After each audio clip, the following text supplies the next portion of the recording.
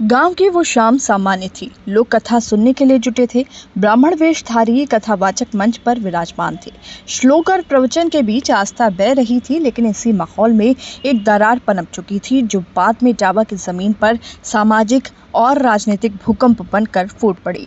गांव की रेणु तिवारी और उनके पति जयप्रकाश तिवारी का कहना है कि कथा के पहले ही दिन भोजन के दौरान कथावाचक ने उनकी पत्नी के साथ बदतमीजी की, अंगुली पकड़कर छेड़खानी की। उन्होंने तुरंत अपने पति को बताया, बात फैली, आक्रोश फूटा।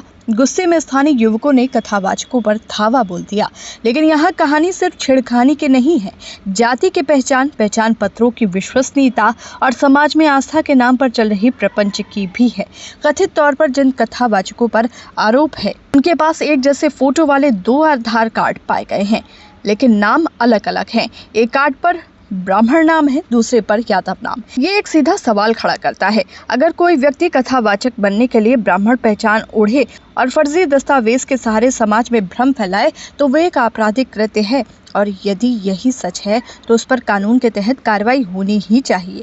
ब्राह्मण समाज महासभा के प्रदेश अध्यक्ष अरुण दुबे ने भी यही मांग उठाई है कि जब कथावाचकों ने जाति छुपाकर अपने को ब्राह्मण बताया, तभी जाकर उन्हें गांव में प्रवेश मिला। लेकिन सवाल सिर्फ यहाँ तक सीमित नहीं है। सवाल ये भी है कि अगर कथावाचकों ने गलत किया तो क्या भीड़ को ये अधिकार है कि वो कानून अपने हाथ में ले?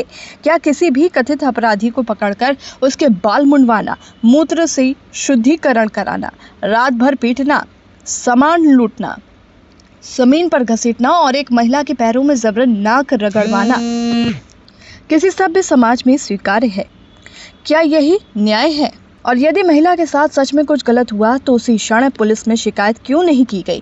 क्यों जब कथावाचकों ने पुलिस में खुद पर हमले की शिकायत की, उसके बाद छेड़छाड़ का मामला सामने आया? ये भी तथ्यात्मक विसंगति है जो पूरे घटनाक्रम की विश्वसनीयता पर प्रश्न चिन्ह लगाती है।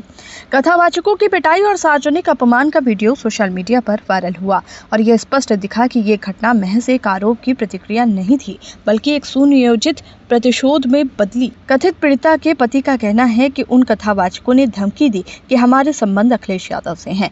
अगर ये सच है तो ये और भी गंभीर मामला है। लेकिन यहाँ भी सवाल उठता है, क्या कथावाचकों को पीटकर, घसीटकर, अपमानित कर सजा देना कानून की प्रक्रिया को दरकिनार करना नहीं है? पूरे घटनाक्रम में राजनीतिक माहौल भी गरमाया। सपा प्रमुख अखिलेश यादव ने उन्हीं कथावाचकों को लखनऊ बुलाकर सम्मानित किया।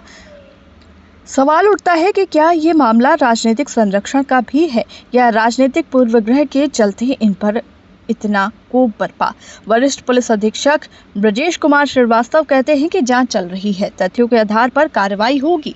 लेकिन इससे बीच जिस तरह कथावाचकों के साथ जो कुछ हुआ वो भारत के कानून और संविधान के मर्म के विरुद्ध है। यदि कथावाचकों ने फर्जी दस्तावेज से जाति छिपाई है तो ये अपराध है और कानून उन्हें दंड देगा। लेकिन अगर उन पर सिर्फ आरोपों के आधार पर सामाजिक प्रताड़ना हुई तो ये भी अपराध है। आखिर समाज किस दिशा में जा रहा है? क्या अब जाति के आधार पर किसी की धार्मिक भूमिका तय की जाएगी? क्या कथावाचक बनने के लिए ब्राह्मण होना अनिवार्य है?